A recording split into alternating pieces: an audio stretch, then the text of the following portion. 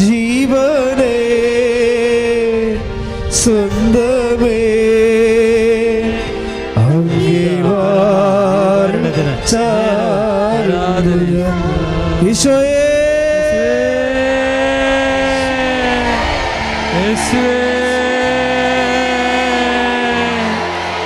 ഈശോയേ പരിശുദ്ധ പരമ ദിവ്യകാരുണ്യത്തിന് ആരാധനയും സ്തുതിയും പുകഴ്ചയും ഉണ്ടായിരിക്കട്ടെ.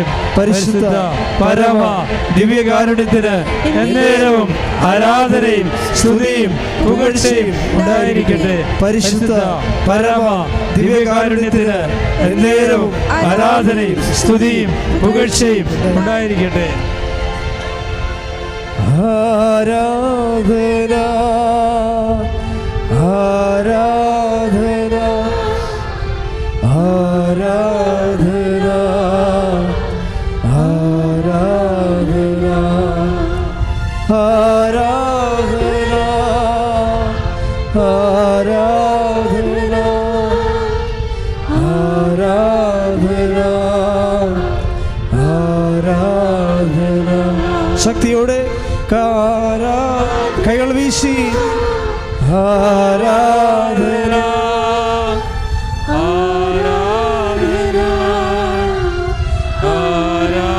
സ്തുതിക്കട്ടെ. ഹല്ലേലൂയ ഹല്ലേലൂയ. യേശുവേ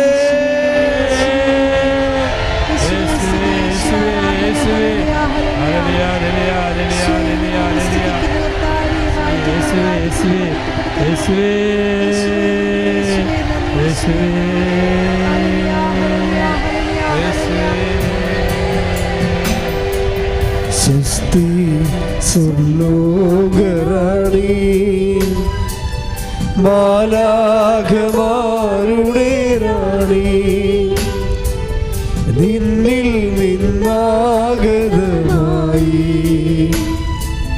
മണ്ണിൽ രക്ഷകദീനം സ്വസ്തി സ്വർലോകറാണി മാലാഖമാരുടെ റാണി നിന്നിൽ നിന്നാഗതമായി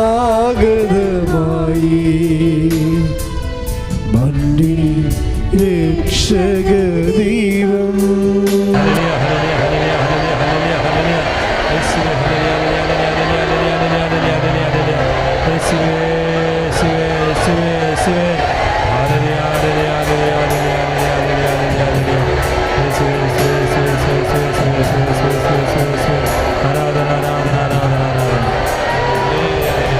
ഞങ്ങളും നിന്മക്കളല്ലോ നിന്റെ യേശുവോടെന്നും ഞങ്ങളും നിന്മക്കളല്ലോ നിന്റെ യേശുവോടെന്നും കനിവാർന്നു പ്രാർത്ഥിക്കതായി സ്നേഹം നിറഞ്ഞവൾ നീയേ കനിവാർന്നു പ്രാർത്ഥിക്കതായി സ്നേഹം നിറഞ്ഞവൾ നീയേ. പരിശുദ്ധ പരമ ദിവ്യകാരുണ്യത്തിന് ആരാധനയും സ്തുതിയും പുകഴ്ചയും ഉണ്ടായിരിക്കട്ടെ. നമ്മൾ നിന്നുകൊണ്ട് തന്നെയാണ് ആരാധനയിൽ പങ്കെടുക്കുന്നത്. ആരും ഇരിക്കുന്നില്ല. സ്തുതികട്ടെ. ഹല്ലേലൂയ ഹല്ലേലൂയ ഹല്ലേലൂയ ഹല്ലേലൂയ ഹല്ലേലൂയ ഹല്ലേലൂയ ഹല്ലേലൂയ യേശുവേ യേശുവേ ഹല്ലേലൂയ ഹല്ലേലൂയ ഹല്ലേലൂയ ഹല്ലേലൂയ ആരാധന ആരാധന ആരാധന ആരാധന ആരാധന ആരാധന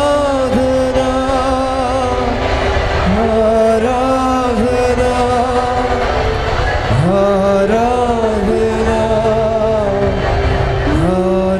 ആരാധന. Praise the lord. പ്രിയമുള്ളവർ, ഈ ദിവസങ്ങളിൽ ഉണ്ടായിട്ടുള്ള പല സാക്ഷ്യങ്ങൾ നമ്മൾ ഇന്ന് കേട്ട സാക്ഷ്യങ്ങൾ ഉൾപ്പെടെ പല സാക്ഷ്യങ്ങളും ഇവരുപയോഗിക്കുന്ന സാക്ഷ്യത്തിൻ്റെ അനുഭവസാക്ഷ്യം പറയുന്നവരുപയോഗിക്കുന്ന വാക്കുകൾ രസമാണ്. കഴിഞ്ഞ തിങ്കളാഴ്ച പറഞ്ഞത് ഒരു കിടക്കയിൽ കിടന്ന് മൂത്രമൊഴിക്കുന്നൊരു കുഞ്ഞാണ്. അത് പ്രായമുള്ള കുഞ്ഞാണ്. അപ്പോൾ അത് കുഞ്ഞിന് അമ്മയ്ക്ക് ഭയങ്കര പ്രയാസം. രാവിലെ എഴുന്നേൽക്കുമ്പോൾ രാത്രി എഴുന്നേറ്റാൽ രാത്രി തന്നെ ഇങ്ങനെ 2-3 പ്രാവശ്യം ഇങ്ങനെ കിടക്കലറിയാതെ മൂത്രമൊഴിക്കും കൺട്രോൾ ചെയ്യാൻ പറ്റണില്ല. എല്ലാവരുടെയും ഉറക്കം പോകും. സർവത്ര സങ്കടം കുടുംബത്തിൽ. പഴയ ഉടമ്പടി ചെയ്തപ്പോൾ അവർ പറഞ്ഞ സ്വിച്ചിട്ട പോലെ നിന്നവൻ അവർ ഉപയോഗിച്ച വാക്കതാണ്. യൂട്യൂബിൽ ആ സാക്ഷ്യം കിടക്കുന്നുണ്ട്. സ്വിച്ചിട്ടതുപോലെ നിന്ന് ഇപ്പോൾ 3 മാസമായിട്ട് ഇങ്ങനെ ഒരു സംഭവമേ ഇല്ല എന്ന് പറഞ്ഞു. കുഞ്ഞിന് കറക്റ്റായിട്ട് അതിനെക്കുറിച്ച് ബോധം കിട്ടുന്നുണ്ട്, എഴുന്നേറ്റ് പോകുന്നുണ്ട് മൂത്രമൊഴിക്കാൻ രാത്രി എന്നാണ്. ഇപ്പോൾ ഇന്ന് തന്നെ നിർമ്മല മേരിയും അഞ്ചു ഗോതിരത്തുമൊക്കെ പറഞ്ഞത് അരസസ് രോഗമായാലും ബ്ലീഡിങ് ആയാലും തൽക്ഷണം നിലച്ചെന്നാണ് പറയണത്. തൽക്ഷണം. അപ്പോൾ ഈ ഉടമ്പടിയുടെ അനുഭവങ്ങൾ ബൈബിൾ ഉപയോഗിക്കുന്ന വാക്കാണ്, ധാരാളമായിട്ട് ഉപയോഗിക്കുന്ന വാക്കാണ് തൽക്ഷണം. ഉടമ്പടി ഒരു തൽക്ഷണം അനുഭവത്തിൻ്റെ പ്രാർത്ഥനയാണ്. പക്ഷേ ആ തൽക്ഷണം അനുഭവം എങ്ങനെയാണ് ഉണ്ടാവണം എന്നുള്ളത് നമ്മൾ ബൈബിളിലെ അന്വേഷിക്കേണ്ടത് ചരിത്രവാക്യങ്ങളല്ല അന്വേഷിക്കേണ്ടത്. പലരും സൂത്രവാക്യങ്ങളാണ് അന്വേഷിക്കേണ്ടത്. സൂത്രവാക്യങ്ങൾ മീൻസ് ഫോർമുല ആണ് സൂത്രവാക്യം. നമ്മൾ ബൈബിള് സാധാരണ ആൾക്കാർ വായിക്കുന്നത് രക്ഷാകര സാൽവേഷൻ ഹിസ്റ്ററി, രക്ഷാകരമായ ചരിത്രം. അത് വേണം, വേണ്ടെന്നല്ല. പക്ഷെ ഈ സാൽവേഷൻ ഹിസ്റ്ററിയെ രക്ഷാകരമായ ചരിത്രത്തിൽ പ്രവർത്തിച്ച ദൈവം ഒരു ഭൂതകാലത്തിൻ്റെ ദൈവമല്ല. പിന്നെ ദൈവം വർത്തമാനകാലത്തിൻ്റെ ദൈവമാണ്. അതുകൊണ്ടാണ് എൻ്റെ പിതാവ് എപ്പോഴും പ്രവർത്തനക്ഷമനാണ്, ഞാനും പ്രവർത്തിക്കുന്നുവെന്ന് ഈശോ പറഞ്ഞത്. അതുകൊണ്ടാണ് ഹെബ്രായർ 13:8 നമ്മൾ വായിക്കുന്നത്, യേശുക്രിസ്തു ഇന്നലെയും ഇന്നും എന്നും ഒരാൾ തന്നെ. ശ്രുതികട ഹല്ലേലൂയ.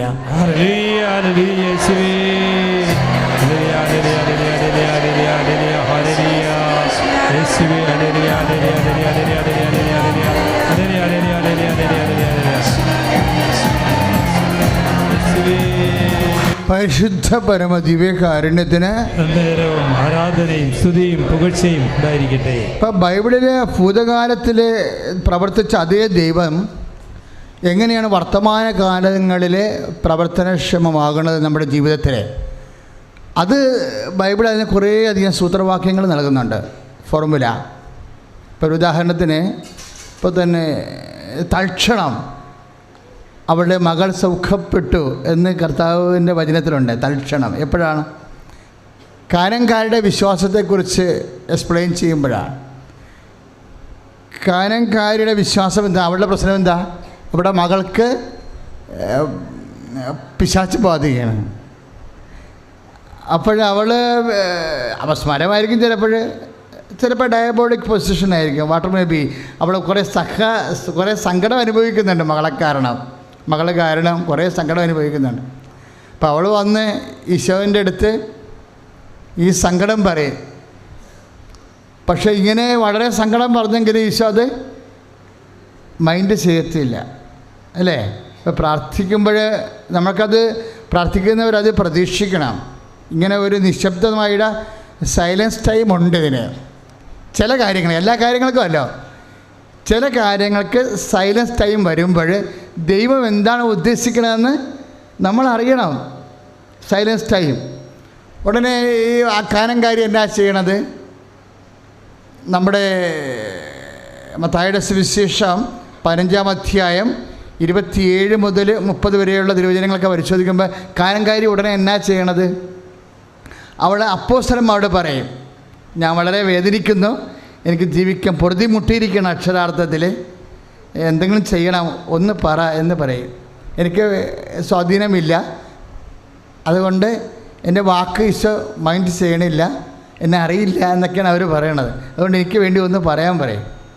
നിങ്ങൾക്ക് കർത്താവിനെ അറിയാമല്ലോ, കർത്താവിന് സ്വാധീനമുണ്ടല്ലോ എന്ന് പറയാൻ പറയും. അവരുടനെ അത് പറയും. അവർ നല്ല പ്രവർത്തകരാണ്. അവരാ ചേടത്തീനെ സഹായിച്ചുകൊണ്ട് അവർക്ക് പ്രത്യേകിച്ച് കാര്യമൊന്നുമില്ല.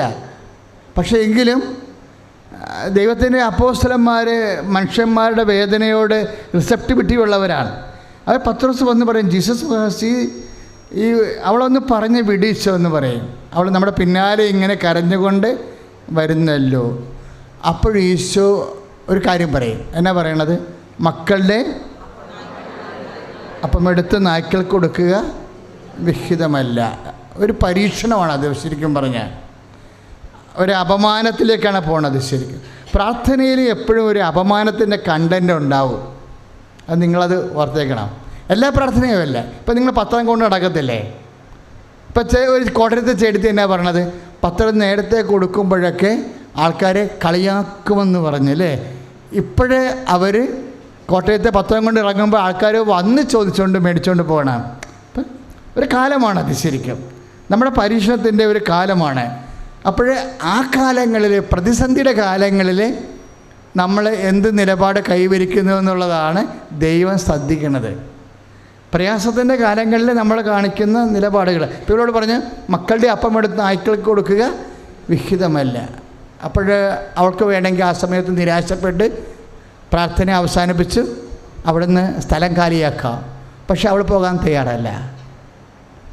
അവൾ ഉടനെ ഈശോനോട് പറയും, ഈശോ അങ്ങ് പറഞ്ഞത് ശരിയാണ്, ഞാൻ പട്ടി തന്നെയാണ്, എൻ്റെ അവസ്ഥ അതാണ് ജീവിതത്തിൻ്റെ. പക്ഷേ നായ്ക്കുട്ടികളും യജമാനന്മാരുടെ മേശയിൽ നിന്ന് വീഴുന്നത് ഭക്ഷിക്കാറുണ്ടല്ലോ. അതാണ് ഒരു വിഷയം. അപ്പോൾ ഈശോ പറയുന്നൊരു വാക്കുണ്ട്. എന്താ പറയണത്? Woman, your faith is great. നിൻ്റെ വിശ്വാസം വലുതാണ്, ശക്തിയുള്ളതാണ്. അപ്പോൾ വിശ്വാസത്തെ ശക്തീകരിക്കുകയാണ് ഈശോയുടെ ഉദ്ദേശം. ഉടനെ അടുത്ത വാക്ക് എന്താണ്? തൽക്ഷണം അവളുടെ മകള് സൗഖ്യം പ്രാപിച്ചു. Price the Lord. Hallelujah. Hallelujah. വേഗത കൂട്ടുന്നത് എന്താണ്? ശക്തമായ വിശ്വാസമാണ്. Price the Lord. അതാണ് ഫോർമുല എന്ന് പറയുന്നത്. നയൻകാരുടെ ഒരു ഫോർമുലയാണത്, സൂത്രവാക്യമാണ്. ഞാൻ പറഞ്ഞു, വചനത്തിൽ അനുഷ്ഠിക്കേണ്ടത് ചരിത്രവാക്യങ്ങൾ മാത്രമല്ല, പിന്നെ സൂത്രവാക്യങ്ങൾ. ഒരു തൽക്ഷണമായത് എങ്ങനെയാണ്? നയൻകാരുടെ മകള് ഇത്രയും വലിയ പിശാച് ബാധിക്കുന്ന എപ്പിലെപ്സിയെന്നോ അവൾ പെട്ടെന്ന് സൗഖ്യപ്പെട്ടത് എങ്ങനെയാണ്? അവളുടെ വിശ്വാസം അവൾ ശക്തീകരിച്ചപ്പോഴാണ്. വിശ്വാസം ശക്തീകരിക്കണത് എങ്ങനെയാണ്? ശ്രുതികട ഹല്ലേലൂയ. ഹല്ലേലൂയ. ഹല്ലേലൂയ. ഹല്ലേലൂയ. യേശുവേ യേശുവേ യേശുവേ. ഹല്ലേലൂയ. ഹല്ലേലൂയ. ഹല്ലേലൂയ. യേശുവേ യേശുവേ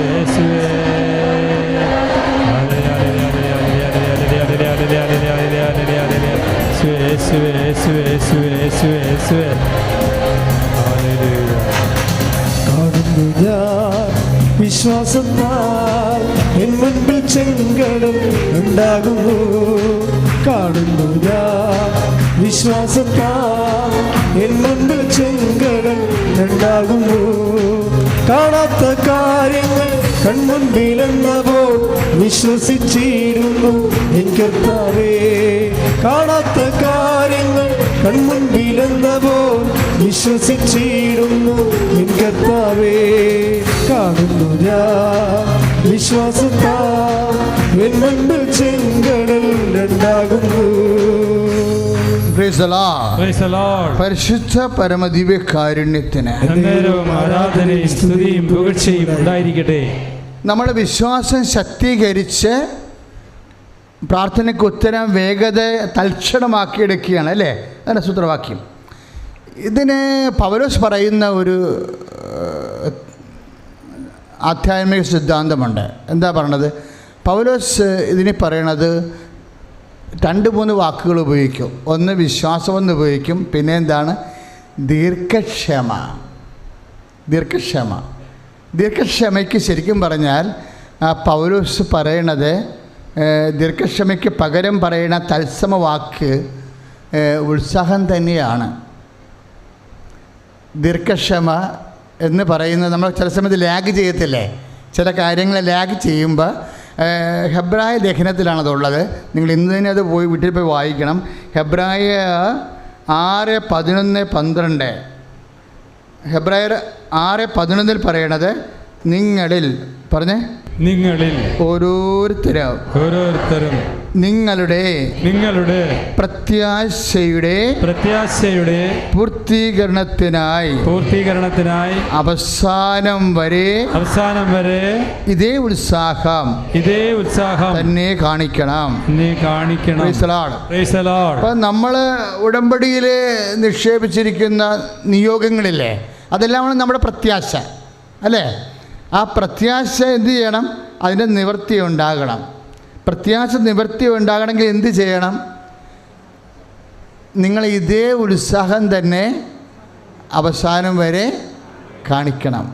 അപ്പം ആദ്യം അത് പൗലോസ് ശരിക്കും 6:12 വിശദീകരിക്കുന്നുണ്ട്. 6:12 ഹെബ്രായ ലേഖനം പറയും, ഏറ്റു പറഞ്ഞ് അങ്ങനെ നിരുത്സാഹരാകാതെ വിശ്വാസവും ദീർഘക്ഷമയും വഴി വാഗ്ദാനത്തിന്റെ അവകാശികളായവരെ അനുകരിക്കുന്നവരാകണം നിങ്ങൾ. 6:12 പറയണത് നിരുത്സാഹരാകരുതെന്നാണ് അല്ലേ? 6:11 ഹെബ്രായ ലേഖനം പറയണത് ഉത്സാഹം അവസാനം വരെ കീപ്പ് ചെയ്യണം. ഇതാണ് ഒരു വിഷയം. ശരിക്കും പലർക്കും വന്നിരിക്കുന്ന ഒരു അപകടം അതാണ്. ആദ്യം ഉത്സാഹമായിരിക്കും, പിന്നീട് ഉത്സാഹം അവർ നിരുത്സാഹമായി പോകും. നിങ്ങളുടെ പ്രവർത്തനത്തിൽ സ്പീഡ് കുറഞ്ഞാൽ, പ്രാർത്ഥനയിൽ സ്പീഡ് കുറഞ്ഞാൽ, നമ്മൾ അതുപോലെ തന്നെ ഈ പ്രത്യാശയുടെ നിവർത്തീകരണത്തിൽ സ്പീഡ് കുറയും. അതാണ് ബൈബിൾ സൂത്രവാക്യങ്ങൾ അച്ഛൻ പറഞ്ഞത്. അതായത് പ്രവർത്തനത്തിൽ ഇപ്പം നിങ്ങൾ പ്രേക്ഷിത പ്രവർത്തനം ചെയ്യുന്നു, എന്താ ചെയ്യണം? നിങ്ങൾ രോഗികളെ പോയി കാണുന്നു അല്ലേ? അതുപോലെ തന്നെ അവരെ ശുശ്രൂഷിക്കുന്നു, ഉടുപ്പില്ലാത്തവർക്ക് ഉടുപ്പ് കൊടുക്കുന്നു. അതുപോലെ തന്നെ എന്ത് സഹായമാണ് നിങ്ങൾക്ക് ചെയ്യാൻ പറ്റണത് അതൊക്കെ ചെയ്യുന്നു. വൈരാഗ്യത്തോടിരിക്കുന്നവരോട് ചെന്ന് ക്ഷമ ചോദിക്കുന്നു. എത്രയോ വലിയ സാക്ഷ്യങ്ങളായിരുന്നു നമ്മൾ കേട്ടത് അല്ലേ? ഈ അനുരഞ്ജനം ഇപ്പോൾ കൂടുതലാണ് ശരിക്കും. ഇന്നലെയൊക്കെ അതുപോലെ മൊത്തം വരുന്നു. അതായത് സമാധാനം പാലിച്ചു കഴിഞ്ഞാൽ ദൈവകൃപ ഉടനെ പ്രവർത്തികമാക്കും. അപ്പം ദൈവകൃപ പ്രാവർത്തികമാക്കാനുള്ള ഒരു ഉത്സാഹമാണ്. ഉത്സാഹത്തിൻ്റെ കുഴപ്പം എന്താണെന്നറിയാവോ? ഉത്സാഹം എവിടെ നിന്ന് ഉണ്ടാകണതാണ്? വിശ്വാസത്തിൽ നിന്നും ദീർഘക്ഷമയിൽ നിന്നും ഉണ്ടാകണതാണ്. ആ കൈനങ്കാരിയുടെ ഉത്സാഹം കുറഞ്ഞില്ലല്ലോ. പട്ടിയെന്ന് വിളിച്ചിട്ടും ഉത്സാഹം കുറഞ്ഞില്ല. അവൾ പറഞ്ഞ കർത്താവേ അത് ശരിയാ, വിശ്വാസമാണ് അവൾക്ക്, ദീർഘക്ഷമയുണ്ട് അവൾക്ക്. നായ്ക്കുട്ടികളും യജമാനന്മാരുടെ മേശയിൽ നിന്ന് വീഴുന്ന അപ്പക്കഷ്ണങ്ങൾ തിന്നാറുണ്ടല്ലോ. അപ്പം ദീർഘക്ഷമയാണ്. ദീർഘക്ഷമയ്ക്ക് ആ ദീർഘക്ഷമ കാണിക്കണമെങ്കിൽ ഒരു ഉത്സാഹം വേണം. എങ്ങനെ ഉത്സാഹം ഉണ്ടാവണത്? നമ്മുടെ ഉള്ളിൽ ഉത്സാഹം ഉണ്ടാകണം. എപ്പോഴും നമ്മൾ ശ്രദ്ധിക്കേണ്ടത്, നമ്മൾക്ക് ഇപ്പം നിങ്ങൾക്ക് ഒരു മടുപ്പാണ് എന്ന് തോന്നിക്കോ, എഴുന്നേക്കാൻ മടുപ്പ്, അല്ലെങ്കിൽ രോഗികളെ പോയി കാണാൻ മടുപ്പ്, ആശുപത്രിയിൽ പോയി. ഇപ്പോൾ ഇന്നലെ ഒരു സാക്ഷി കേട്ടത് എന്താ, ഞാൻ എന്നാത്തിനാ അനാഥാലയത്തിൽ പോയി ആൾക്കാരെ കാണുന്നത്, എൻ്റെ അപ്പനും അമ്മനെ ശുശ്രൂഷിച്ചാൽ പോരെയെന്ന്. അമ്മായിപ്പനും അമ്മായിമ്മയുമായിട്ട് വീട്ടിൽ നിന്ന് മാറി താമസിക്കുക, അങ്ങോട്ട് പോകാറില്ല. അവർക്കിപ്പോൾ രോഗികളുമാണ്. അപ്പോൾ ഉടമ്പടി എടുത്തു കഴിഞ്ഞപ്പോൾ അവൾക്ക് പരിശുദ്ധാത്മാവിൻ്റെ നിറവ് കിട്ടിയപ്പോൾ അവൾക്കൊരു അവബോധം ഉണ്ടായി. അവൾ ചോദിക്കുന്നത്, ഞാനെന്നാത്തിനാണ് അനാഥ ആലയത്തിൽ പോയി ആൾക്കാരെ കാണുന്നത്, എൻ്റെ അപ്പനെയും അമ്മനെയും പോയി ശുശ്രൂഷിക്കുമ്പോൾ തന്നെ അത് മതിയാകുമല്ലോ.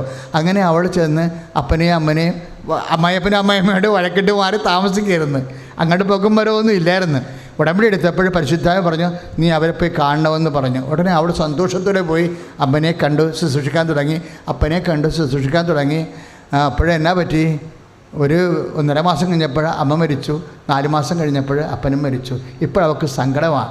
എന്താ? കർത്താവേ, ഉടമ്പടി ഞാൻ നേരത്തെ എടുത്തില്ലല്ലോ. ഇന്നലത്തെ യൂട്യൂബിലുണ്ടത്.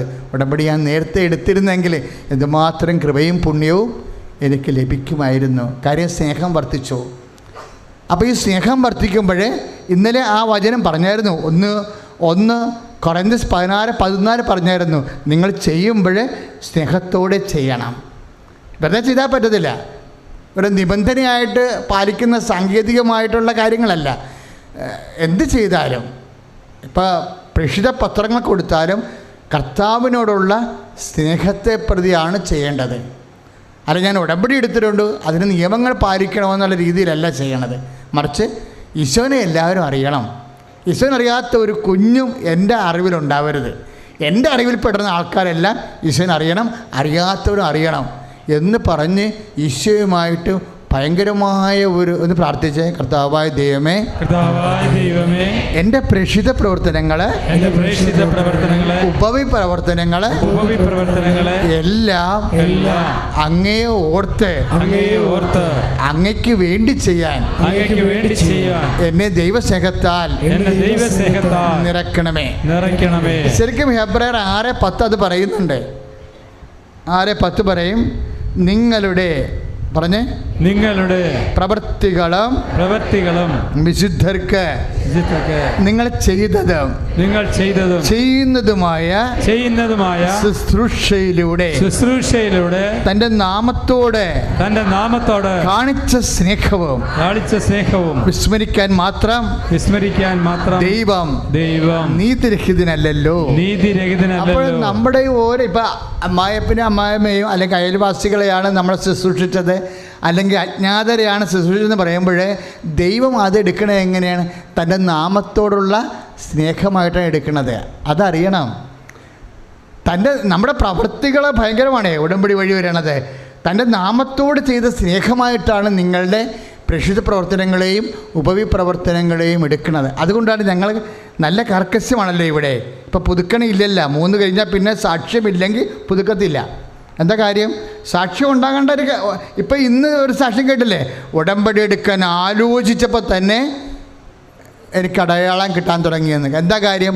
അവരത് നന്നായിട്ട് ചെയ്യുമെന്ന് ദൈവത്തിന് അറിയാം, വിശ്വസ്തയോടെ ചെയ്യുമെന്ന് ദൈവത്തിന് അറിയാം. അതുകൊണ്ടാണ് ദൈവം അത് ഉടമ്പടി എടുക്കാൻ ആലോചിച്ച്. ഉടമ്പടിയുടെ രീതികൾ അതാണ്. കാര്യം ഉടമ്പടി സത്യസന്ധമായ ഒരു ബൈബിൾ ഫോർമുലയാണ്. കാര്യം അതിൻ്റെ അകത്ത് അതർ എൻഡിൽ നിൽക്കുന്നത് ആരാണ്? വിശ്വസ്തനായ ദൈവമാണ്. ഇപ്പോൾ 1 തീമോത്തിയിലേക്ക് ഒന്ന് വായിക്കണേ, ശ്രദ്ധിക്കട്ടെ. ഹല്ലേലൂയ ഹല്ലേലൂയ ഹല്ലേലൂയ ഹല്ലേലൂയ ഹല്ലേലൂയ ഹല്ലേലൂയ ഹല്ലേലൂയ ഹല്ലേലൂയ യേശുവേ നന്ദി, ഹല്ലേലൂയ ഹല്ലേലൂയ യേശുവേ യേശുവേ സ്തുതി, ഹല്ലേലൂയ സ്തുതിക്കുന്നു ഹല്ലേലൂയ.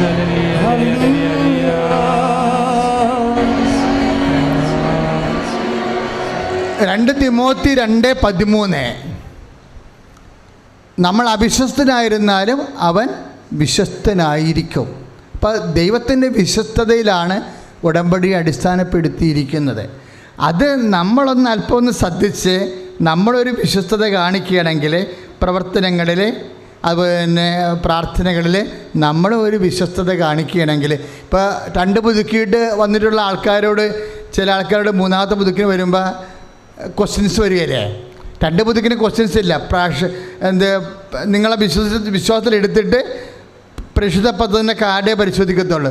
3ാമത്തെ പുതുക്കിന് വരുമ്പോൾ കുമ്പസാരിച്ചോ എന്ന് ചോദിക്കും. അപ്പോൾ കുമ്പസാരിച്ച് എത്ര കാലമായെന്ന് ചോദിക്കുമ്പോൾ അവർ പറയും 4 മാസം. അപ്പോൾ നിങ്ങൾ ഉടമ്പടി എടുത്തിട്ട് 2 മാസം അല്ലെങ്കിൽ 3 മാസം. അപ്പോൾ കുമ്പസാരിച്ചിട്ടില്ല എന്നതിൻ്റെ അർത്ഥം പിന്നെ ഇവർക്ക് പുതുക്കി കൊടുക്കേണ്ട കാര്യമില്ല. ഇവർ പുതുക്കി കൊടുക്കേണ്ട, ഇവർ ഉടമ്പടിയിലല്ല.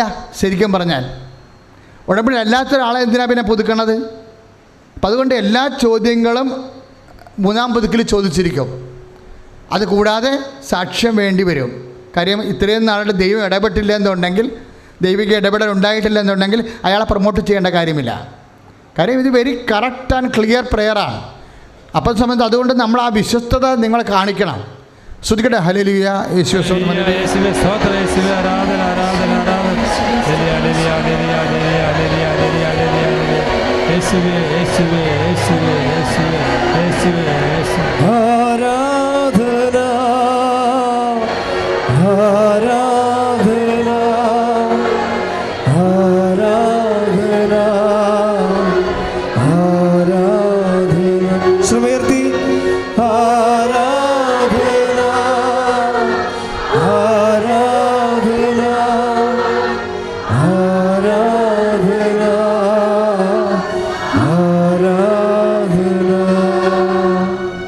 നമ്മൾ ഉടമ്പടിയെ സജീവമായി നിലനിർത്താനും നിങ്ങളുടെ സമയത്തെ ചുരുക്കാനും വേണ്ടിയുള്ള ഒരു മർമ്മം എന്താ? ഉത്സാഹമാണ്. ശരിക്കും വിശ്വാസ പ്രവർത്തികളിലുള്ള ഉത്സാഹം ദീർഘക്ഷമയും ഉത്സാഹത്തിൻ്റെ വേറൊരു രൂപമാണ്. ദീർഘക്ഷമ എന്താണ്?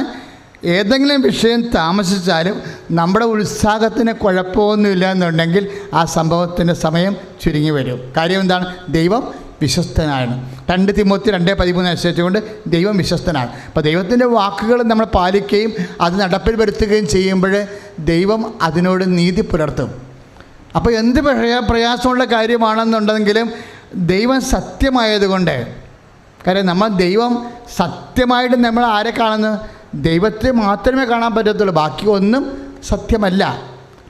ഇപ്പോൾ ലോകത്തിൻ്റെ ഓരോ ചരിത്രം നോക്കിക്കഴിഞ്ഞാൽ നമുക്കറിയാം. ഇപ്പോൾ അഫ്സൽ ഗുരുവിനെ തൂക്കിക്കൊന്നു. ഇപ്പോൾ അത് പറയുന്ന പാർലമെൻറ്റ് ആക്രമിച്ച അദ്ദേഹമല്ല എന്ന് പറയുന്നു. ദേവേന്ദ്ര സിംഗാണ് അതിനെ കൂട്ടുനിന്നെന്ന് പറയണം. ഇപ്പോൾ ദേവസ്വം പിടിച്ചപ്പോഴാണ് അഫ്സൽ ഗുരുവിൻ്റെ ചരിത്രം പുറത്തു വന്നത്. അപ്പോൾ സുപ്രീം കോടതിയാണ് വിധിച്ച് അഫ്സൽ ഗുരുവിനെ തൂക്കിക്കൊന്നത്. അപ്പോൾ അതേസമയം തന്നെ ഡയറക്റ്റ് അദ്ദേഹത്തിന് അതിൽ പങ്കില്ലെന്ന് ഇപ്പോൾ പറഞ്ഞു കേൾക്കുന്നു. പക്ഷേ ഇപ്പോൾ അന്വേഷണത്തിലാണ്. അപ്പോൾ എന്താണ്? ഒരു കാലത്ത് സത്യമാണെന്ന് പറഞ്ഞ കാര്യം ഇന്ന് സത്യമല്ല. ലോകത്തിൻ്റെ സത്യത്തിൻ്റെ അവസ്ഥ അതാണ്. അതുകൊണ്ടാണ് ഋഷിമാർ പ്രാർത്ഥിച്ചത് അസത്വമ സദ്ഗമയ. അതുകൊണ്ടാണ് ഈശോ പറഞ്ഞത് I am the truth, I am the way and life. ഞാനാണ് സത്യമെന്ന് കൈയടിച്ച് കിടത്താണ്.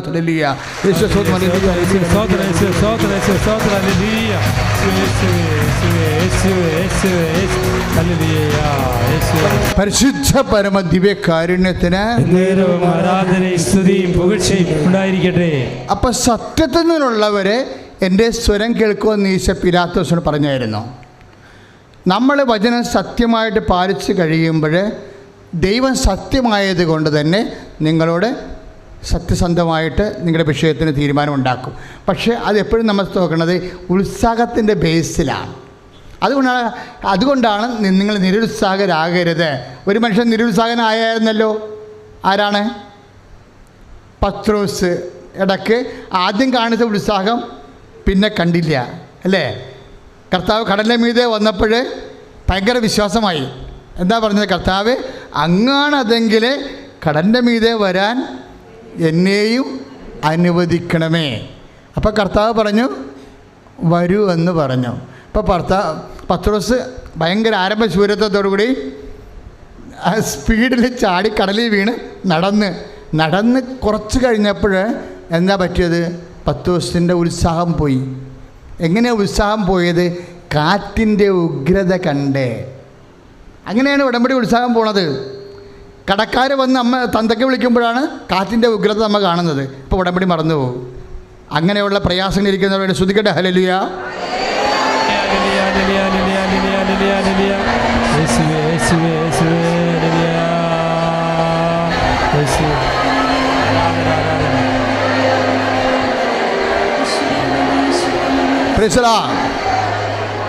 അപ്പം ഇടയ്ക്ക് ഈ നമ്മുടെ ഉടമ്പടി യാത്രയിൽ കാറ്റിൻ്റെ ഉഗ്രത കാണാനുള്ള സാധ്യതയുണ്ട്. അത് ഓർത്തേക്കണം. ഉടമ്പടി യാത്രയിൽ മനുഷ്യൻ്റെ ആധ്യാത്മിക യാത്രയിൽ മത്തായി 14:30 സംഭവിക്കാൻ സാധ്യതയുണ്ട്. കർത്താവ് പറഞ്ഞ് വരുമെന്നും പറഞ്ഞ് കാത്തിരിക്കുക. പക്ഷെ നമ്മൾ പെട്ടെന്ന് കർത്താവിൽ നിന്ന് കണ്ണെടുക്കാൻ പറ്റുന്ന കാര്യം എന്താ? കാറ്റിൻ്റെ ഉഗ്രത കാണും, ഇല്ലേ? ഇപ്പോൾ വേറെ എന്തെങ്കിലും തരത്തിലുള്ള, ഇപ്പോൾ ഡോക്ടർ പറഞ്ഞ് ഒരു ടെസ്റ്റ് കൂടി നടത്തണമെന്ന് പറയുമ്പോൾ കാറ്റിൻ്റെ ഉഗ്രത നമ്മൾ കാണും. അതുവരെ കുഴപ്പമില്ലായിരിക്കുന്നു.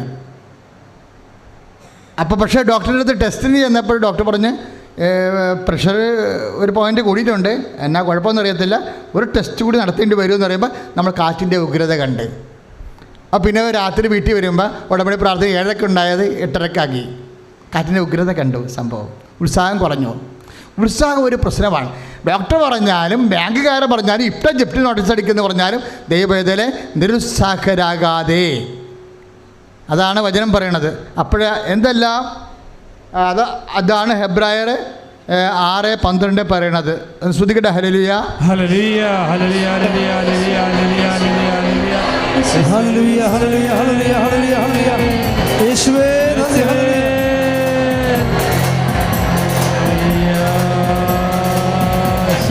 ആത്മശക്തിയെ ഇറങ്ങി എന്നിൽ വാ, ഇറങ്ങി എന്നിൽ വാ, മഴ പോലെ പെയ്തിറങ്ങി വാ. മഴ പോലെ പെയ്തിറങ്ങി വാ. സ്വർഗീയത്തിയെ ഇറങ്ങി എന്നിൽ വാ, ഇറങ്ങി എന്നിൽ വാ.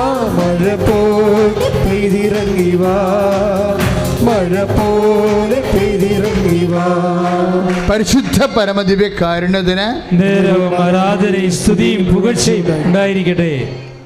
അതുകൊണ്ട് നിങ്ങളിൽ ഓരോരുത്തരും, ഹെബ്രായർ 6:11, നിങ്ങളിൽ ഓരോരുത്തരും നിങ്ങളുടെ പ്രത്യാശയുടെ പൂർത്തീകരണത്തിനായി ഇതേ അവസാനം വരെ ഇതേ ഉത്സാഹം തന്നെ കാണിക്കണം. Price the Lord. എപ്പോഴും ഈ പ്രത്യാശ എപ്പോഴും എന്താണ് പറയണത്?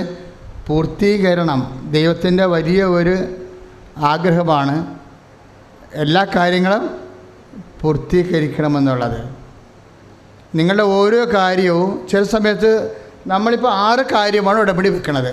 ചില സമയത്ത് ഉടമ്പടി വെക്കാത്ത കാര്യമായിരിക്കും ആദ്യം നടക്കുന്നത്. എന്താ കാര്യം? അതായിരിക്കും പ്രാധാന്യം. നിങ്ങൾ ഡിസർമെൻറ്റ് ചെയ്തപ്പോൾ തെറ്റിപ്പോയതാണ്. ഇവിടെ ഇരുന്ന് ധൃതിക്ക് എഴുതിയപ്പോഴേ കർത്താവ് ഇരുന്ന് ചിരിക്കുന്നുണ്ടാവും നിങ്ങൾ എഴുതുമ്പോൾ. എന്താ കാര്യം? എഴുതേണ്ട കാര്യം എഴുതണില്ല, എഴുതാണ്ടാത്ത കാര്യങ്ങളൊക്കെ കയറി എഴുതലുണ്ടാവും. അപ്പോൾ അത് അങ്ങനെയാണ് കർത്താവ് ഒരു ക്രമീകരണം ഉണ്ടാക്കും ഇതിനോട്. അപ്പോൾ എപ്പോഴും സംഭവം ശരിയാണ്. എപ്പോഴും നമ്മൾ ശ്രദ്ധിക്കേണ്ടത് ഇതിന് ഈ ഉത്സാഹം. ഹെബ്രായർ 6:11-12 പറയുന്നത് എന്താണ്? ഉത്സാഹം അവസാനം വരെ നിലനിർത്തണം. ഉത്സാഹം എന്ന് പറഞ്ഞാൽ എന്താണ്? കർത്താവിന് ഭയങ്കര ഉത്സാഹമായിരുന്നു. ഉത്സാഹം എവിടെ നിന്ന് കിട്ടിയതാണ്? ഈശോയിൽ നിന്ന് കിട്ടിയതാണ്. ഈശോ എന്നാ പറയണത്? പകലായിരിക്കുമ്പോഴോ ഞാൻ എൻ്റെ പിതാവിൻ്റെ ജോലി ചെയ്യണം. എന്താ കാരണം? ആർക്കും വേല ചെയ്യാൻ പാടില്ലാത്ത അടുത്ത് വരികയാണ്. കുരിശൻ്റെ വഴിയുള്ള കാരണം ആ വചനം പഠിച്ചിട്ടുണ്ട്.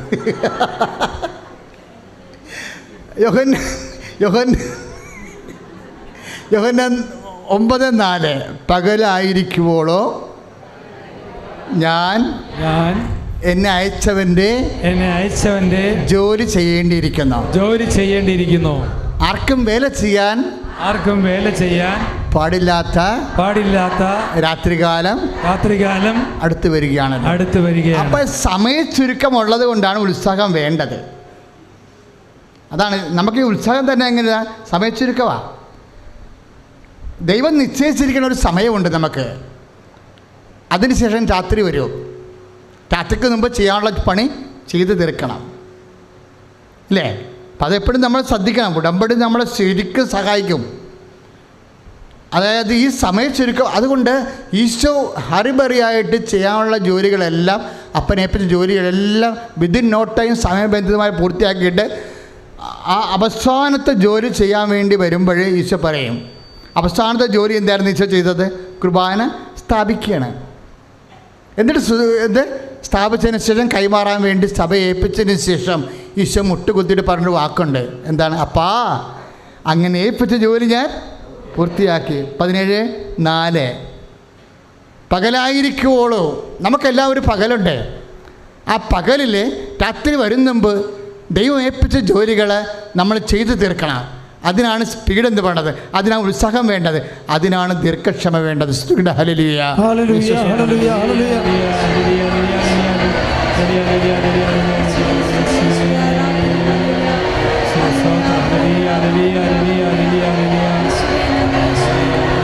എത്ര ചെറുതാകാൻ എത്ര വളരണം, എത്ര സ്നേഹിക്കാൻ എന്തു വേണം.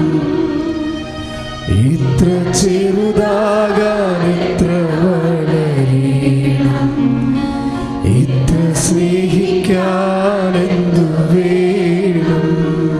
ശ്രുതികട ഹല്ലേലൂയ, ഹല്ലേലൂയ, ഹല്ലേലൂയ, ഹല്ലേലൂയ. യേശുവേ,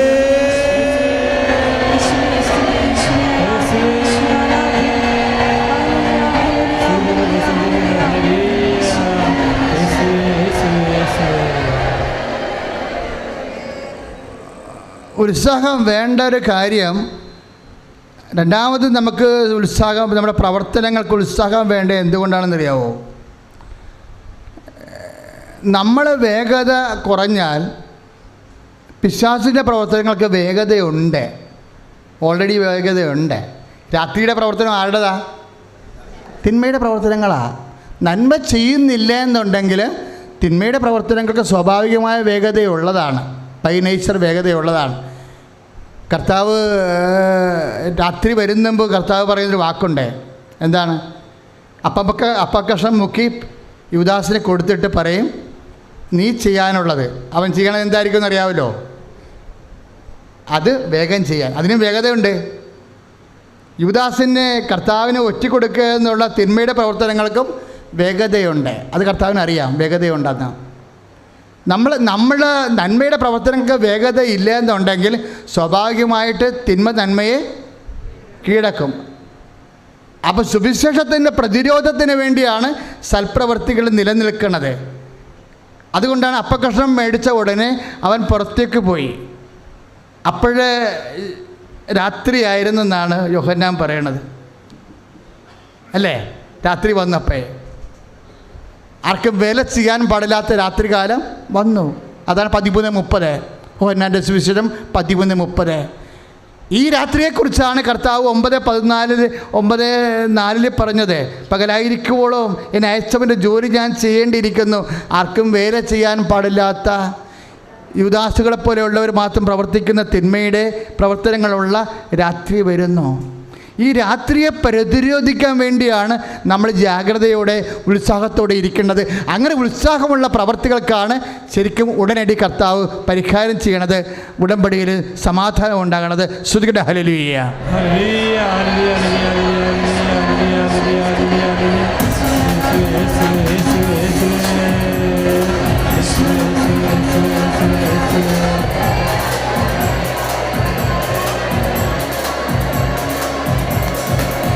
ഏറ്റു പ്രാർത്ഥി. കർത്താവായ ദൈവമേ, ഉടമ്പടി പ്രകാരം നിന്റെ നാമത്തെ മഹത്വപ്പെടുത്തി നീ ഏൽപ്പിച്ച ജോലി പൂർത്തിയാക്കാൻ രാത്രി വരും മുമ്പേ പൂർത്തിയാക്കാൻ രാത്രിയുടെ ഇരുട്ടിന്റെ പ്രവർത്തനങ്ങളെ പ്രതിരോധിക്കാൻ മത്തായി ശ്ലീഹായുടെ സുവിശേഷം 5:16 രേഖപ്പെടുത്തിയിരിക്കുന്ന പോലെ നിങ്ങളുടെ പ്രവൃത്തികള്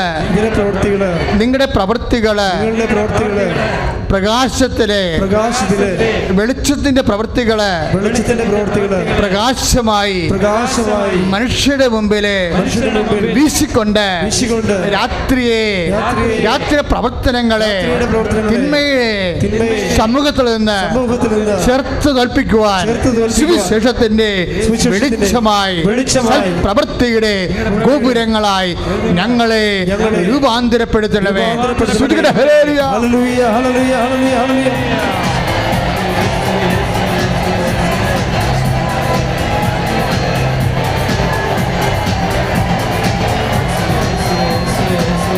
പരിശുദ്ധ പരമദിവ്യകാരുണ്യത്തിന് കൈവെപ്പ് പ്രാർത്ഥനയുടെ സമയമാണ്. ഇന്ന് അനേകം മക്കളെ ഉടമ്പടി പ്രകാരം കൈ ശരീരഭാഗത്ത് വെച്ച് സൗഖ്യപ്പെട്ടത് മാത്രമല്ല, നമ്മൾ വിദൂരത്തിലിരിക്കുന്ന വ്യക്തികളുടെ ഓർത്തുകൊണ്ട്, രോഗികളെ ഓർത്തുകൊണ്ട് നമ്മുടെ ശരീരത്തിലെ കൈവശപ്പോഴും സൗഖ്യപ്പെട്ടത് കർത്താവിങ്ങനെ അടയാളങ്ങളോടെ സ്ഥിരീകരിക്കുന്നുണ്ട് കേട്ടോ. 2019 ദൈവം നമുക്ക് നൽകിയ ഏറ്റവും വലിയ ദൈവാനുഗ്രഹം എന്നാണ് ഡേറ്റ് ഇട്ട് പ്രാർത്ഥിക്കുന്നത്, ശരീരഭാഗത്ത് കൈവച്ച് പ്രാർത്ഥിക്കുന്നത്. 2019 നൽകിയതിന് ദൈവത്തോട് നന്ദി പറയണം.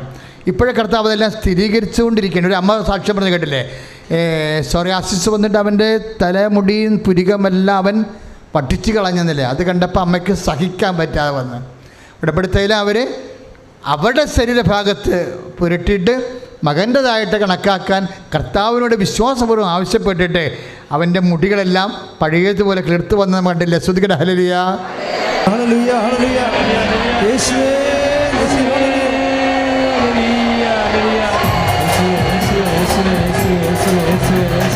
ഹല്ലേലൂയ, ജയം ഹല്ലേലൂയ, യേശു കർത്താവ് ജീവിക്കുന്നു.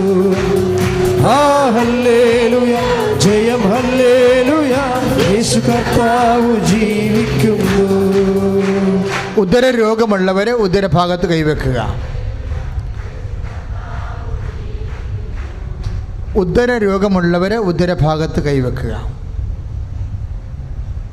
ശ്വാസകോശ രോഗമുള്ളവരെ കരൾ, ഹൃദയം, ശ്വാസകോശങ്ങൾ രോഗമുള്ളവർ വിശ്വാസത്തോടെ നെഞ്ചിൻ്റെ ഭാഗത്ത് കൈവെക്കുക.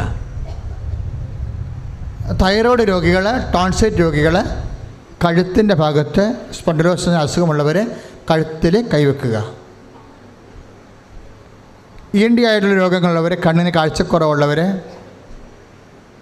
ചെവിക്ക് കേൾവിക്കുറവുള്ളവർ, അത്തരം കുറേ സാക്ഷ്യങ്ങൾ നമ്മളിന്ന് കേട്ടായിരുന്നോ.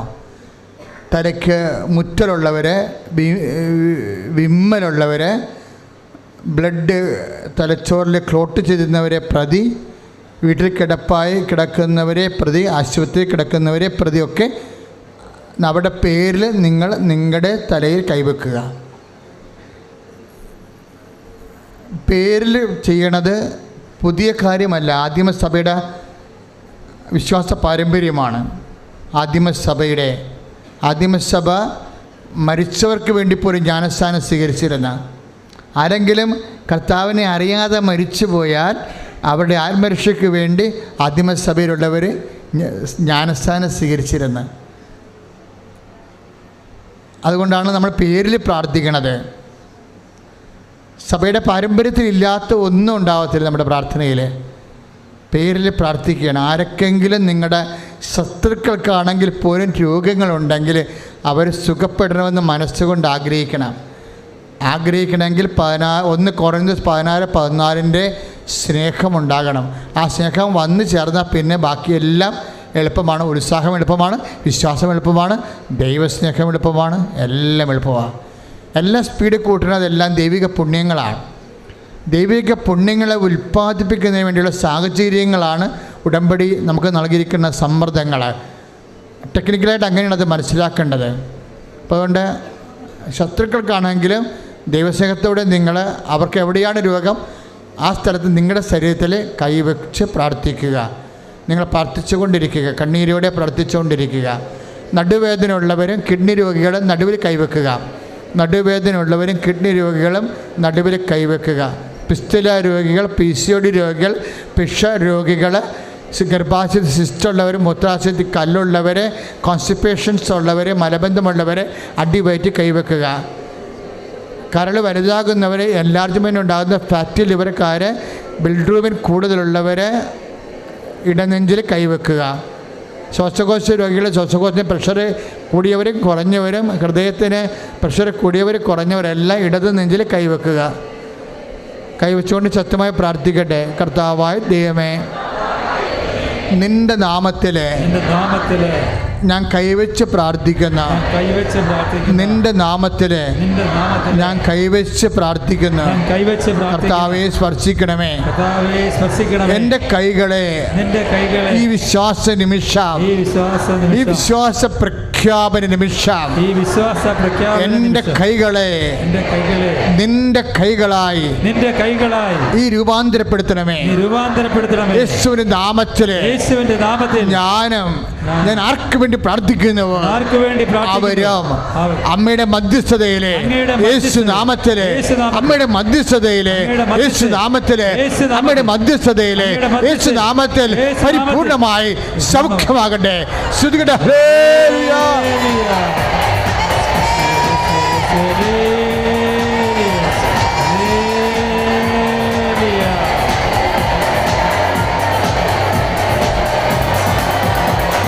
തിരുക്കരത്താൽ താങ്ങിയേ, തിരുരക്തത്താൽ കഴുകണമേ.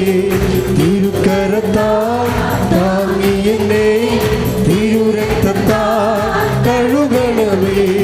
പെരുമഴ പോൽ പെയ്യട്ടെ, പെരുമഴ പോൽ പെയ്യട്ടെ. യേശുവിൻ രക്തം, യേശുവിൻ രക്തം, യേശുവിൻ തിരുരക്തം, യേശുവിൻ രക്തം, യേശുവിൻ രക്തം, യേശുവിൻ തിരുരക്തം. ശരീരം കൈകൊണ്ട് കെട്ടി കർത്താവിനെ ഏൽപ്പിക്കുക. ഉള്ളകാലം മുതൽ ഉച്ചവരെ നമ്മൾ പറയാത്ത രോഗങ്ങൾ, അറിയാത്ത രോഗങ്ങൾ, പേരറിയാത്ത രോഗങ്ങൾ എല്ലാം സൗഖ്യപ്പെടുന്നതിന് വേണ്ടി പരിശുദ്ധ അമ്മ മധ്യസ്ഥം വഹിക്കുന്ന സമയമാണ്. കണ്ണീരോടെ പ്രാർത്ഥിക്കുക. ഉദരരോഗങ്ങൾക്ക് വേണ്ടി പ്രാർത്ഥിക്കുക. ക്യാൻസർ രോഗങ്ങളെ കർത്താവെ സമർപ്പിച്ച് പ്രാർത്ഥിക്കുന്ന ക്യാൻസർ രോഗങ്ങൾ, ശരീരത്തിലുള്ള മുഴകൾ, ആന്തരിക മുഴകൾ, നീർക്കെട്ടുകൾ, ഉള്ളംകാൽ മുതൽ ഉച്ച വരെ, അസ്ഥി രോഗങ്ങൾ, പേശി രോഗങ്ങൾ, അസ്ഥി ഉരുക്കങ്ങൾ, അസ്ഥി ശോഷണങ്ങൾ, കർത്താവെ ദഹനത്തിൻ്റെ അസ്വസ്ഥതകൾ, ഇല്ലായ്മ എല്ലാം സമർപ്പിച്ച് പ്രാർത്ഥിക്കുന്നു. കർത്താവെ അറിയാത്ത രോഗങ്ങൾ, അജ്ഞാത രോഗങ്ങൾ, അപൂർവ രോഗങ്ങൾ, ഈശോ വാതരോഗങ്ങൾ, ഇമ്മ്യൂണിറ്റിയുടെ പ്രശ്നമുള്ള രോഗങ്ങൾ, ശരീരത്തിൻ്റെ കോശങ്ങൾ, ശരീരത്തെ തന്നെ കഴിക്കുന്ന രോഗങ്ങൾ, വാതരോഗങ്ങൾ, എപ്പിലെപ്സി രോഗങ്ങൾ, എക്സല്ലി രോഗങ്ങൾ, കർത്താവെ സാർഗോസിസ് രോഗങ്ങൾ, മക്കൾ ഇല്ലാത്തവരെ, മനോരോഗികൾ, അപസ്മാര രോഗികൾ, കർത്താവേ സ്പർശിക്കണമേ. കർത്താവേ വിശുദ്ധ രക്തത്തെ തളിക്കണമേ. യേശുവിന്റെ നാമത്തിൽ ലോകം മുഴുവനും ഈ ശുശ്രൂഷയിൽ പങ്കെടുത്തുകൊണ്ടിരിക്കുന്നവരെ ഇപ്പോഴും പ്രാർത്ഥിക്കട്ടെ. ശരീരത്തെ സ്പർശിച്ച് പ്രാർത്ഥിക്കട്ടെ. എപ്പിലെപ്സി രോഗങ്ങൾ, വാതരോഗങ്ങൾ, അലർജി രോഗങ്ങൾ, ത്വക്ക് രോഗങ്ങൾ, വിസർപ്പ രോഗങ്ങൾ, സോറിയാസിസ് രോഗങ്ങൾ, വേരിക്കോസിന് രോഗങ്ങൾ, കിടപ്പ് രോഗികളെ യേശുനാമത്തിലെ സൗഖ്യമാകട്ടെ.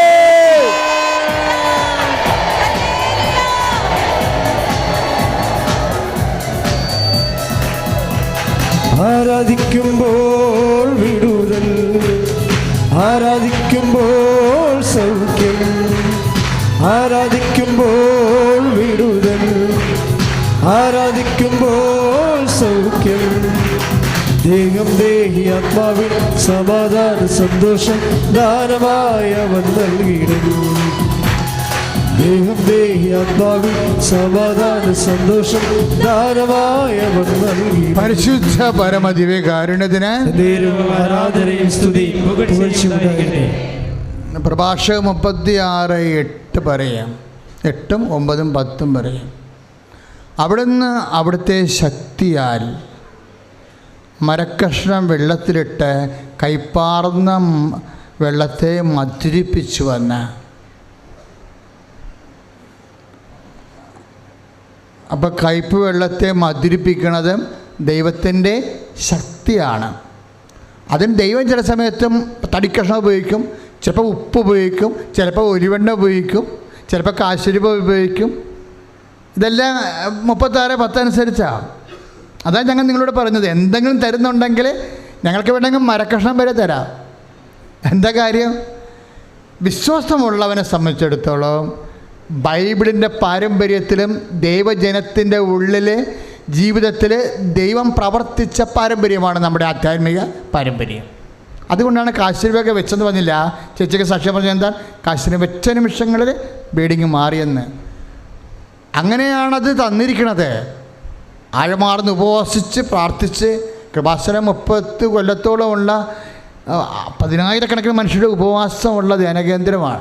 ഉടമ്പടി നമുക്ക് അവസാനമാണ് ദൈവം തന്നത്. അതിനുള്ള എന്തെല്ലാം കാര്യങ്ങൾ ദൈവം 30 കൊല്ലമായിട്ട് തന്നിരിക്കുന്നു. നിങ്ങൾ ആരും ധരിക്കരുത് ഇതൊരു പുതിയ ധ്യാനകേന്ദ്രം. പുതിയല്ല, 87 തുടങ്ങിയതാണ്. അതാത് കാര്യങ്ങൾ സമ്പ്രദായം അപ്ഗ്രേഡ് ചെയ്ത് വരികയാണ് ഇപ്പോൾ ഇന്നത്തെ എത്തിയിരിക്കണത്. അതാത് കാര്യങ്ങൾ ദൈവം അതിൻ്റെ നിപ്പും നിലയും. ഞങ്ങളുടെ കാർക്കശ്യങ്ങൾ നിങ്ങൾ കണ്ടിട്ടില്ലേ? ഒരു കോംപ്രമൈസും ഇല്ലാത്ത കാർക്കശ്യം. അപ്പം ദൈവത്തിൻ്റെ തിരുസേന എത്രയും വിശ്വസ്തയോടെ നിൽക്കണ കൊണ്ടാണ് കർത്താവ് രഹസ്യങ്ങളെല്ലാം പറഞ്ഞു തരണതും ജനത്തിൻ്റെ കണ്ണെന്തിരൊപ്പാനുള്ള വഴികളെല്ലാം തെളിച്ചു തരണത്. അപ്പം അത് മക്കൾക്ക് കൈമാറി തരുമ്പോൾ നിങ്ങൾ അതേ വിശ്വസ്തത അതിനോട് കാണിക്കണം.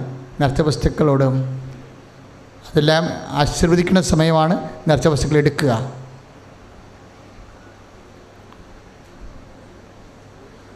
പ്രാർത്ഥിക്കുക. കർത്താവായ ദൈവമേ, അന്ധന് കാഴ്ച നൽകിയവനെ, ചെകിടന് കേടു നൽകിയവനെ, ഊമന് സംഭാഷണ ശക്തി നൽകിയവനെ, മഹോദ രോഗിയെ സുഖപ്പെടുത്തിയവനെ, തളർവാദ രോഗിയെ സുഖപ്പെടുത്തിയവനെ, കർത്താവേ അങ്ങനെ തിരുമുറിവാർന്ന വലത്ത് കരത്താൽ ഈ ആരാധന സമൂഹത്തെ സ്പർശിക്കണമേ. ജോലിയില്ലാത്തവരെ കണ്ണീരോടെ പ്രാർത്ഥിക്കുന്ന, മാർക്കറ്റ്സിൽ കിട്ടാത്തവരെ കണ്ണീരോടെ പ്രാർത്ഥിക്കുന്ന ഓരോ പ്രാർത്ഥനകള്, IELTS പരീക്ഷകള്, OIT, കർത്താവേ MOH, എല്ലാ മത്സര പരീക്ഷകള്, എല്ലാ യോഗ്യത പരീക്ഷകള് എഴുതാൻ പോകുന്നവരെ, ഡേറ്റ് ഇട്ടിരിക്കുന്നവരെ, കർത്താവേ റിസൾട്ട് പ്രതീക്ഷിക്കുന്നവരെ എല്ലാവരെയും സ്പർശിക്കണമേ. ഞങ്ങളുടെ യോഗ്യതകളോടല്ല, അങ്ങയുടെ കാരുണ്യത്താൽ മക്കളോട് കാരുണ്യം കാണിക്കണമേ. പഠിക്കാത്ത മക്കള്, പഠിച്ചിട്ട് മനസ്സിലാകാത്തരുത്, തെറ്റായ വഴികളിലെ വഴിപിഴച്ച് നടക്കുന്നവരെ, ലഹരിക്ക് അടിപ്പെട്ടവരെ, തകർന്ന കുടുംബങ്ങള്, വിവാഹമോചനം അന്വേഷിക്കുന്നവരെ, ഭാഗവടപടി നടക്കാത്തവരെ, രേഖകള്, സർട്ടിഫിക്കറ്റുകള് എല്ലാം കൈ കിട്ടാത്തവരെ, സാമ്പത്തിക കടങ്ങളാല് വേദനിക്കുന്നവരെ, കുടുംബത്തിൽ സമാധാനം ഇല്ലാത്തവരെ, വീടില്ലാത്തവരെ, സ്ഥലമില്ലാത്തവരെ, വഴിയില്ലാത്തവരെ, കേസ് അകപ്പെട്ടവരെ, ദൈവമേ ഏതെല്ലാം വിധത്തില് അങ്ങയുടെ മക്കള് എന്തിനെല്ലാം വേണ്ടിയോ ഉടമ്പടി ചെയ്തിട്ടുണ്ട്, ആ മേഖലകളെല്ലാം ദൈവത്തിന്റെ ശക്തി പരിശുദ്ധ അമ്മയുടെ മധ്യസ്ഥതയില് നിറയട്ടെ. എല്ലാ ബന്ധനങ്ങളും അഴിഞ്ഞു മാറട്ടെ, എല്ലാ അസ്വസ്ഥതകളും വിട്ടു മാറട്ടെ, സമാധാനത്തിന്റെ ശക്തികള് അഭിഷേകമായി ലഭിക്കട്ടെ.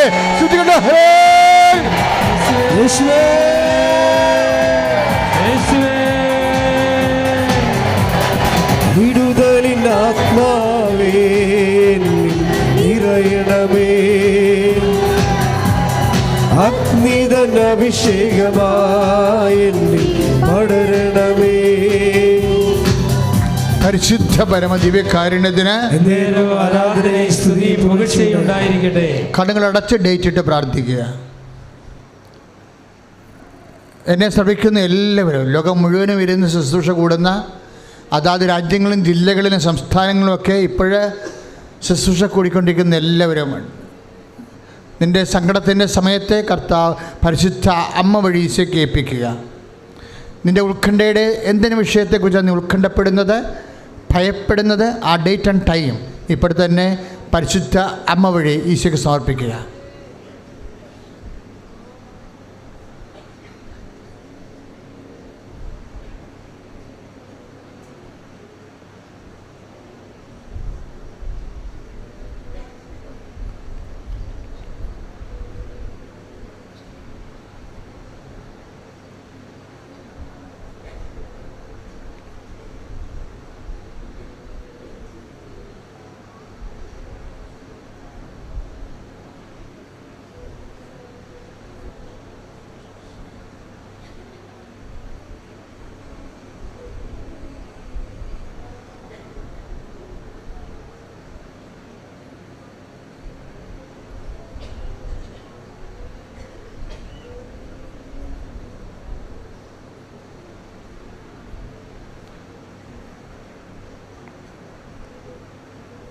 അച്ഛനോട് ചേർന്ന് പ്രാർത്ഥിക്കുക. കർത്താവായ ദൈവമേ, അങ്ങയുടെ മക്കള് ഇപ്പോഴ് പരിശുദ്ധ അമ്മ വഴി ദിവ്യകാരുണ്യ ഈശോയ്ക്ക് സമർപ്പിച്ച സമയത്തിന്റെ മേൽ ദൈവത്തിന്റെ ഇടപെടൽ ഉണ്ടാവട്ടെ. ഹല്ലേലൂയ.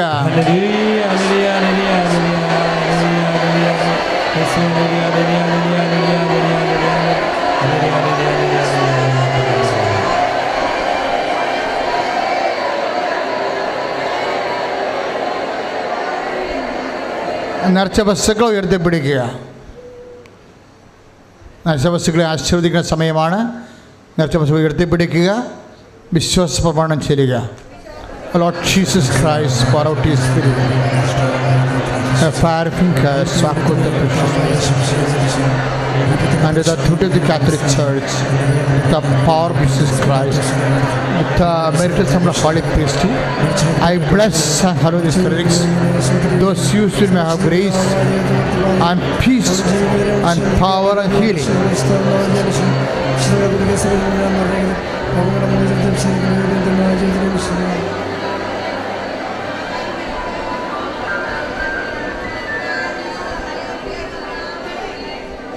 ഇന്ന് രണ്ടാം ചൊവ്വാഴ്ചയാണ്. ഇതര സംസ്ഥാനങ്ങളിൽ നിന്ന് വന്നിട്ടുള്ളവരെയാണ് ഉടമ്പടി പുതുക്കിയവരെയാണ് അച്ഛൻ പ്രാർത്ഥിക്കുന്നത്.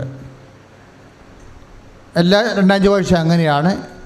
കാര്യം കർണാടക തൊട്ട് ഇന്ന് പുനെയിൽ നിന്നൊക്കെ വന്നിറങ്ങിയ ആൾക്കാരുണ്ട്. അതുപോലെ തന്നെ ഡൽഹിയിൽ നിന്ന് വന്നിട്ടുള്ളവരുണ്ട്, മദ്രാസിൽ നിന്ന് വന്നിട്ടുള്ളവരുണ്ട്. ഇതര സംസ്ഥാനങ്ങളിൽ വന്നിട്ടുള്ളവരെ ഉടമ്പടി പുതുക്കിയവരെയാണ് അച്ഛൻ ഇന്ന് കാണുന്നത്. അത് ഓപ്പൺ ഓഡിറ്റോറിയത്തിൽ കാണും. ഹോസ്പിറ്റൽ മിഷൻ്റെ പ്രെയർ കഴിയുമ്പോഴാണ് അവരെ കാണുന്നത്. എപ്പോഴും ശ്രദ്ധിക്കേണ്ട ഒരു കാര്യം, എല്ലാ ദിവസവും 31 ദിവസവും മാസത്തിൽ നമുക്കിപ്പോൾ ഉടമ്പടി പുതുക്കാനും കഴിയും. പണ്ടങ്ങനെ സാധിക്കത്തില്ലായിരുന്നു. എല്ലാ ജില്ലക്കാർക്കും ഉടമ്പടി എടുക്കാൻ കഴിയും.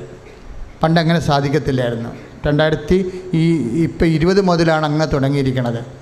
പണ്ട് കോട്ടയം, ആലപ്പുഴ, എറണാകുളം അടുത്തുള്ളവരെ ഒഴിവാക്കുമായിരുന്നു. കാസർഗോഡ് പോലെയുള്ള അകലെയുള്ളവരെ മാത്രമേ എടുക്കത്തുള്ളായിരുന്നു ഉടമ്പടി പുതുക്കാൻ. ഇപ്പം അങ്ങനെയില്ല. ഇപ്പോഴെല്ലാ ദിവസവും പ്രാർത്ഥന കഴിയുമ്പോൾ, ദിവ്യകാരുണ്യ ആരാധന കഴിയുമ്പോൾ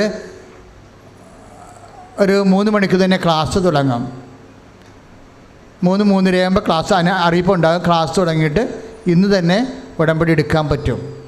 ഓപ്പൺ ഓഡിറ്റോറിയത്തിലാണ് ക്ലാസ് എടുക്കുന്നത്. ആർക്ക് വേണമെങ്കിലും, ഇപ്പോൾ മറ്റു സംസ്ഥാനങ്ങളിലല്ല, കേരളത്തിൽ നിന്നുള്ളവരാണെങ്കിലും ഇന്ന് ഉടമ്പടി പുതുക്കാനും പറ്റും, ഉടമ്പടി പുതുതായിട്ട് എടുക്കാനും പറ്റും. എല്ലാ ദിവസവും പറ്റും. ഒരു മാസത്തിൻ്റെ എല്ലാ ദിവസവും പുതുതായിട്ട് ഉടമ്പടി എടുക്കാനും പുതുക്കാനും പറ്റും. 1-2 പുതുക്കുന്നവർക്ക് പത്രത്തിൻ്റെ പ്രേക്ഷിത പ്രവർത്തനത്തിൻ്റെ കാർഡ് കാണിച്ചാൽ മതി. 3 പുതുക്കുന്നവർ കൃപാസനത്തിൻ്റെ പ്രത്യേക ഫോമിൽ നിങ്ങളുടെ അനുഭവ സാക്ഷ്യം എഴുതി കൊടുക്കണം. അങ്ങനെ എഴുതി കൊടുത്താൽ അവർക്കത് ബോധിക്കുകയാണെങ്കിൽ തീർച്ചയായിട്ടും അത് സത്യമാണ്. പുതുക്കാൻ വേണ്ടി എന്തെങ്കിലും എഴുതി കൊടുത്താൽ ഒന്നും അംഗീകരിക്കത്തില്ല. നിങ്ങൾക്ക് കിട്ടിയ അനുഭവങ്ങളായിരിക്കണം. അല്ലാതെ അമ്മായപ്പൻ്റെ കുടി മാറി എന്നൊക്കെ പറഞ്ഞ് എഴുതി കൊടുക്കരുത്. അമ്മായപ്പനെ വിളിച്ചുകൊണ്ട് വരാൻ പറയും, പിന്നെ അതുപോലെ പുരിവാലാവും. അപ്പോൾ അതുകൊണ്ട് നിങ്ങൾക്ക് കിട്ടിയ അനുഭവങ്ങൾ എഴുതി കൊടുക്കുക. അവർക്കത് ബോധ്യപ്പെട്ട പുതുക്കിത്തരും. കിട്ടിയ അനുഭവങ്ങൾ അവർ അധികം കാര്യം 3 പുതുക്കുന്നതിന് അത്രയും പ്രശ്നങ്ങളില്ല. അനുഭവങ്ങളൊരു നോർമലായിട്ടൊരു അനുഭവം കിട്ടിയാൽ മതി. 4 പുതുക്കണമെങ്കിൽ അനുഭവം ഇവിടെ പറയണം. എല്ലാ തിങ്കളാഴ്ച മുതൽ ഞായറാഴ്ച വരെയുള്ള എല്ലാ ദിവസവും, ബുധൻ, വ്യാഴം, വെള്ളി, ശനി, ഞായർ ദിവസങ്ങളിൽ ധ്യാന ആരാധന ഇല്ലാത്ത ദിവസമാണ്. അന്ന് രാവിലെ മുതൽ തന്നെ ഉടമ്പടി എടുക്കാൻ തുടങ്ങും. 7:30 മണിക്ക് കുർബാനയാണ്. കുർബാന ഓടി തുടങ്ങും. ആ സമയത്ത് കുർബാന കഴിയുമ്പോൾ ഹോളിൽ ഉടമ്പടി ക്ലാസ് ഉണ്ട്. അപ്പോഴാണ് 4 പുതുക്കാനുള്ളവർ ഓഫീസിൽ കൊണ്ട് പേപ്പർ കൊടുത്ത് സീൽ ചെയ്ത് വാങ്ങിച്ചിട്ട് ബ്രദറിനടുത്ത് കൊണ്ട് കൊടുത്തു കഴിഞ്ഞാൽ ഇവിടെ സാക്ഷ്യം പറയാനുള്ള അവസരമുണ്ടാകും. ഇപ്പോൾ ചില സാക്ഷ്യങ്ങളൊക്കെ റിജക്റ്റ് ചെയ്തിട്ടില്ലേ, അതൊക്കെ ഇവിടെ പറയാൻ പറ്റും. 4ാമത് പറയാൻ പറ്റും. അത് 2ാമത് എഴുതി കൊടുത്താൽ മതി. അപ്പോൾ അത് പറഞ്ഞു കഴിഞ്ഞാൽ ഇവിടുന്ന് ഒരു കൂപ്പൺ തരും. 4 പുതുക്കിയത് സാക്ഷ്യം പറഞ്ഞു കഴിഞ്ഞാൽ 4 പുതുക്കി തരും. കാര്യം 3 പുതുക്കണ തൊട്ടാണ് മെസ്സേജ് കൗൺസിലിംഗ് ആരംഭിക്കുന്നത്. എപ്പോഴും ഓർക്കണം. ഇപ്പോൾ അച്ഛൻ മെസ്സേജ് പറയണമെന്ന് പറഞ്ഞില്ലേ, ഇപ്പം നിങ്ങൾ മെസ്സേജ് ചോദിച്ചാൽ തീർച്ചയായിട്ടും കർത്താവ് തന്നാൽ ഞാൻ പറയും. പക്ഷേ നിങ്ങളുടെ പേപ്പറെല്ലാം ഓക്കെ ആയിരിക്കണം. ഉടമ്പടി എന്ന് പറയുന്നത് വിശ്വസ്തതയുടെ പ്രാർത്ഥനയാണ്. നിങ്ങളുടെ വിഷയമല്ല പ്രാധാന്യം, നിങ്ങളുടെ വിശ്വസ്തതയാണ് കൃപാസനം നോക്കുന്നത്. വിശ്വസ്തതയുള്ളവരാണെന്നുണ്ടെങ്കിൽ തീർച്ചയായിട്ടും ഒറ്റ സെക്കൻഡ് കൊണ്ട് മെസ്സേജ് പറയും. ഇപ്പോൾ ഒരു ചേച്ചിയോട് പറഞ്ഞില്ലേ, ചേച്ചി 9:11 എന്ന് പറഞ്ഞത് ആ മെസ്സേജാണത്. 9:11 ആ ടൈം കർത്താവ് കാണിക്കേണ്ടതാണ്. അപ്പം തന്നെ പറയും. ഒരു ചേച്ചിയോട് പറഞ്ഞില്ലേ, ചേച്ചി 6 മാസം കൊണ്ട് കല്യാണം നടക്കും, വീട് വെക്കുമെന്ന് പറയും. അത് മെസ്സേജാണ്. അപ്പോൾ അതൊക്കെ അറിയാൻ പറ്റും. അപ്പോൾ പേപ്പർ ഓക്കെ ആണെങ്കിൽ മെസ്സേജ് ഉടനെ പറയും. അപ്പോൾ ഇന്ന് പറയണത് മറ്റ് സംസ്ഥാനങ്ങളുള്ളവർക്കാണ് പറയണത്. കാര്യം 2ാം ചൊവ്വാഴ്ച ഇത് കാരണം. പക്ഷേ അവിടെ പേപ്പർ ഓക്കെ ആയിരിക്കണം. അപ്പോൾ 3 പുതുക്കി സാക്ഷ്യം പറഞ്ഞ പേപ്പർ നിങ്ങളുടെ പൗച്ചിലുണ്ടെന്നുണ്ടെങ്കിൽ എല്ലാ തിങ്കളാഴ്ചയും എല്ലാ ചൊവ്വാഴ്ചയും മെസ്സേജ് കൗൺസിലിംഗ് ഉണ്ട്. ആദ്യം 5 പുതുക്കി വരെടുക്കും. അതിന് ബ്ലൂ ഉടമ്പടി എന്ന് പറയും, നീല ഉടമ്പടി. അത് അവർ അടുത്ത 1 വർഷം പ്രാർത്ഥന കഴിഞ്ഞപ്പോൾ അൾത്താരെ സാക്ഷ്യം പറഞ്ഞവർക്കാണ് ബ്ലൂ ഉടമ്പടി കിട്ടുന്നത്. കഴിഞ്ഞ പ്രാവശ്യം കുറേ ബ്ലൂ ഉടമ്പടി പോയിട്ടുണ്ട് 5 പുതുക്കിയവർ. പക്ഷേ ഇന്ന് അവർ സാക്ഷ്യം പറയാത്ത കാരണം അതിന് വാല്യൂ ഇല്ല. അവരിങ്ങനെ പ്രാർത്ഥിച്ച് പോയി. പ്രവർത്തനം കുറവായത് കൊണ്ടാണ് സാക്ഷ്യമില്ലാത്തത്. അപ്പോൾ അതുകൊണ്ട് പ്രവർത്തനം കറക്റ്റാണെങ്കിൽ സാക്ഷ്യം ഏത് സമയത്ത് വേണമെങ്കിലും ഉണ്ടാവും. അതുകൊണ്ട് പ്രവർത്തനം കറക്റ്റാകാൻ വേണ്ടി ശ്രദ്ധിക്കണം. അവർക്കെല്ലാം 2ൻ്റെ വിലയേ ഉള്ളൂ. നേരത്തെ പുതുക്കിയ ആൾക്കാരെ ഇപ്പം 3 പുതുക്കിയെന്നൊക്കെ പറഞ്ഞാലും സാക്ഷ്യമില്ലെങ്കിൽ 2ൻ്റെ വിലയേ ഉള്ളൂ. അപ്പോൾ മെസ്സേജ് കൗൺസിലേക്ക് പോകണമെങ്കിൽ സാക്ഷ്യത്തിൻ്റെ പേപ്പർ ഉണ്ടാകണം. പ്രത്യേകം ശ്രദ്ധിക്കണം. ഇപ്പോൾ സമാപന ആശീർവാദമാണ്.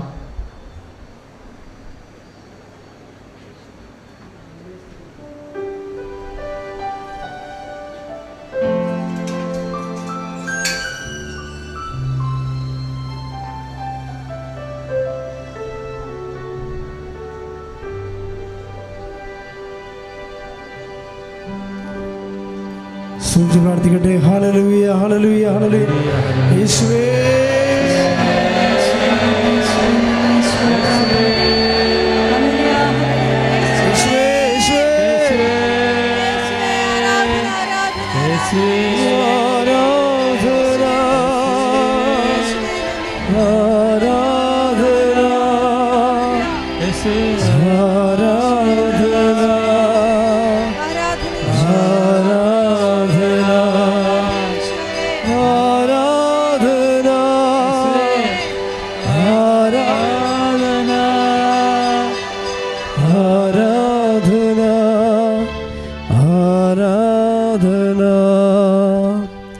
പരിശുദ്ധ പരമ ദിവ്യകാരുണ്യത്തിന് ആരാധനയും സ്തുതിയും പുകഴ്ചയും ഉണ്ടായിരിക്കട്ടെ.